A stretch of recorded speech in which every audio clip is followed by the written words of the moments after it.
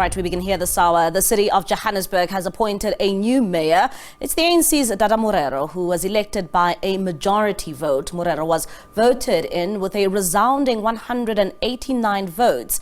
It's the second time Morero gets to be the mayor of the city of Johannesburg. Morero faces the challenge of stabilizing a city that is characterized by a lack of services or lack of service delivery of water and electricity, amongst others. He joins us now in studio for more on this. Dada, thank you so much for your time this evening here in SABC News, and congratulations once again on your appointment or rather your election as the mayor of the city of Johannesburg. Thank you, Mbali. All right, and one would say, and just start off by here, how are you feeling during this moment, for being entrusted again by those you're in a coalition with to lead the city of Johannesburg? Yes. No, it feels good. There are challenges. As you know that currently we are almost in the midterm. We are assessing progress. We are assessing the progress made against the IDP and all other programs.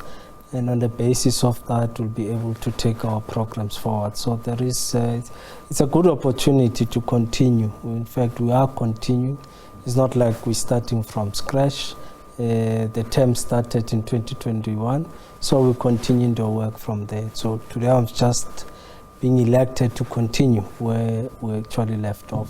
And one would say, as you continue this new journey, I mean, you started off your speech when you were giving it out there in council with a gospel rendition. Yes. And one would ask, when you speak of this gospel rendition, how do you anticipate that this stint of office will be? Do you think that you can last further than 25 days like your previous term? No, of course, we will end the term in 2026, and for us it was important that we also welcome not just the Almighty but everyone in Johannesburg to participate in what we're trying to do by rebuilding, doing better in the city, ensuring that the quality of services that we provide is improved and is constant with not too much disruptions.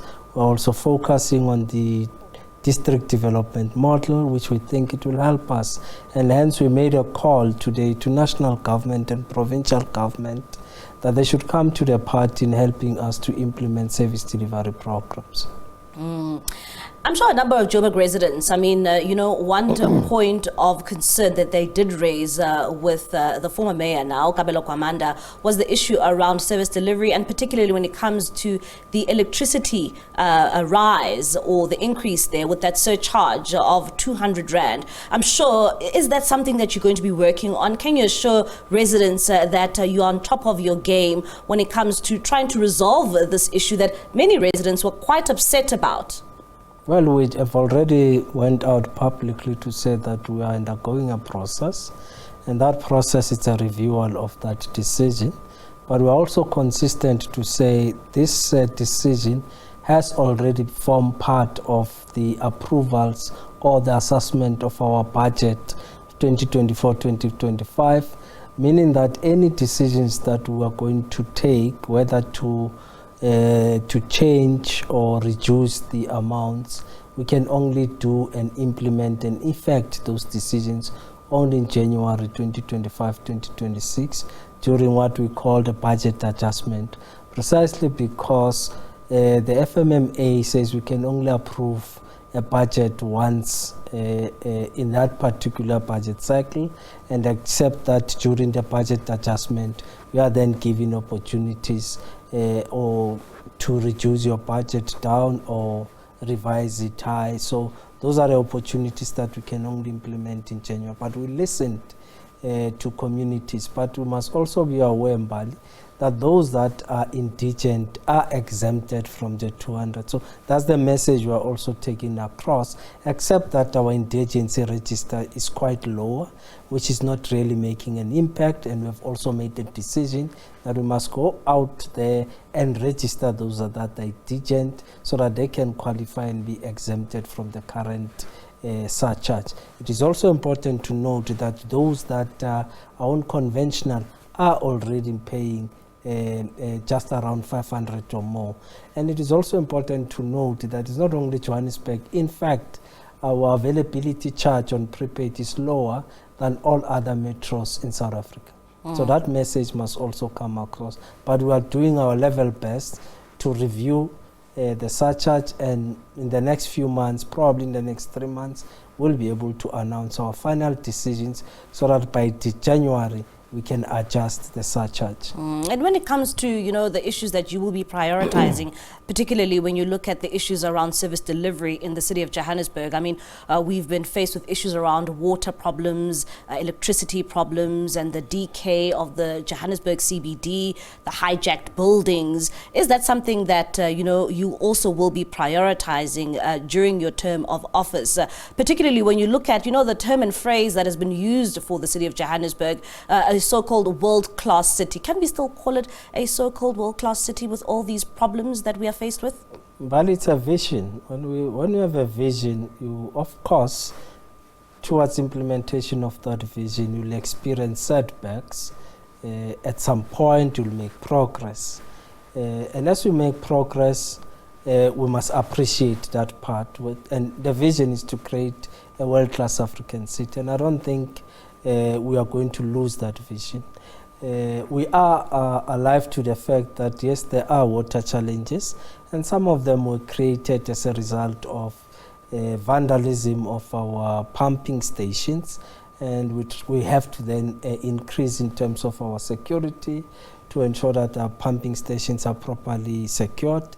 At times it's as a result of electricity issues from Eskom, and at times the Rand Water also experiences that there are pump stations pumping into the city's infrastructure, sometimes experiences electricity challenges. So we are focused on that, and there's been work that has been done through a task team which includes the Deputy Minister of Water, Deputy Minister Mahlobo, ourselves, Rand Water and Joburg Water, with an intention to try and focus on resolving the water crisis. But over and above, we've got a problem in terms of our water losses, which are now sitting just around 30 to 40%, which is a problem.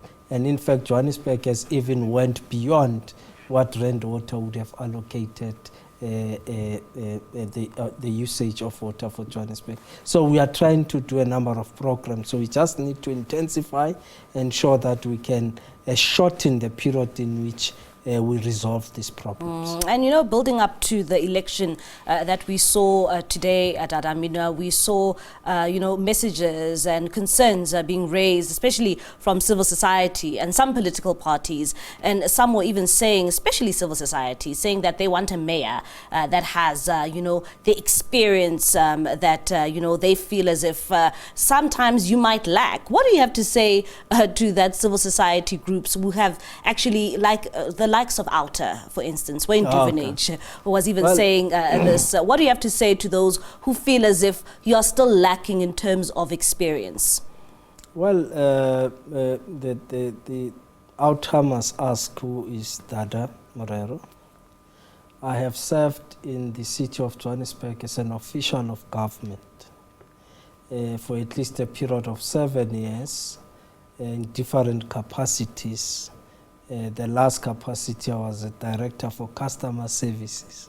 It's an important aspect of government because my role was focused on the customer. I've served also under the mayorship of Parks and the mayorship of Amos Mason. So I've had the opportunity to interact with the city, and for a period of 11 years, I was the regional secretary of the ANC, overseeing the performance of our deployees in the city of Johannesburg.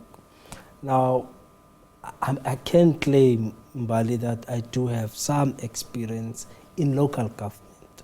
And over and above, I've also studied in local government, and I chose to study public administration. And part of our public administration focuses in the 3 spheres of government. And in my case, our focus was in local government. So I think at this level, I should be understanding local government. And for me, our approach will not just end in terms of your basic service delivery, but we need to create a big vision for the city. if we are really about building a great city. So that's the vision that we are going to put, of course, guided by our broader vision of a world-class African city. And what does that entail? It entails programs around building a smart city, ensuring that we become a smart city. So it's part of a bigger vision of a world-class African city, how to ensure that services and the quality of service is up to standard. So there are quite a number of things that will be focused on, including, by the way, reimagining the current inner city, because the inner city currently is not the same inner city of 1986, 87, when we were young, or the early 90s. Yeah. It's a different inner city. So we need to respond on how we envision the inner city currently and what we want to see in the future. Whether are we going to focus into residential and a bit of commercial, how are we going to deal with development of residential in the inner city. So that's what we're going to be doing. Just after your election, we spoke to TK Ngiza, the ANC Gauteng secretary, and he spoke about stability and your election, saying that your election will bring about stability. And this is something that many residents in Johannesburg have been concerned for quite some time now. I mean, since 2016, we've had a number of mayors in the city of Johannesburg. Can you assure residents that this time around we can expect some form of stability in governance in the city? Definitely, and I think it has been reflected by the number of parties that voted in support of Councillor Morero today. All parties in council, except for the Democratic Alliance, voted in support.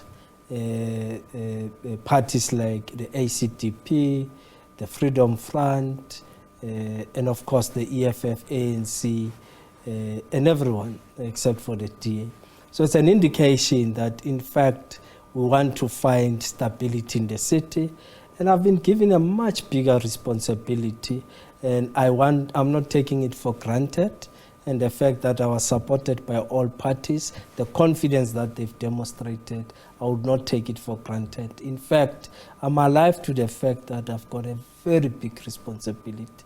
And my commitment and the commitment of the party that I lead is to ensure that we do not fail our communities, especially in the commitments that we'll be making as we go into our Lekgotlas in the next few weeks, where we'll then have a clear program that between now and 2026, what are the key deliverables we want to do. So we are committed in ensuring that we do not fail the residents of Johannesburg and, of course, the citizens of South Africa. And something different that took place today in council is just after your election, you then announced your mayoral committee, obviously including, the former mayor, Kabelo Kwamanda, because there was questions around, where will he go now? And as well as Margaret Arnolds, who was the Speaker of the House, and they have now also been sworn in. Why did you take this approach this time around to immediately announce your committee and also swear in those members? Well, it's a continuation, and you'd see that 90% of those went back into their portfolios. So it's a continuation. There was no reason for me to wait. It's time for them to start working. So we don't have time. We only have less than 18 months to try and deliver. So there's no luxury of time. They must stand up from tomorrow morning. They must go on the ground, ensure that we can deliver on the commitments we've made. All right, Dada, thank you so much for your time and coming in studio. That is the newly elected mayor of the city of Johannesburg, Dada Morero. It is his second stint, and saying that they only have 18 more months until we head to the local government elections, so they will be hard at work. And saying that it's just a continuation of the previous administration, which was headed by Kabelo Kwamanda.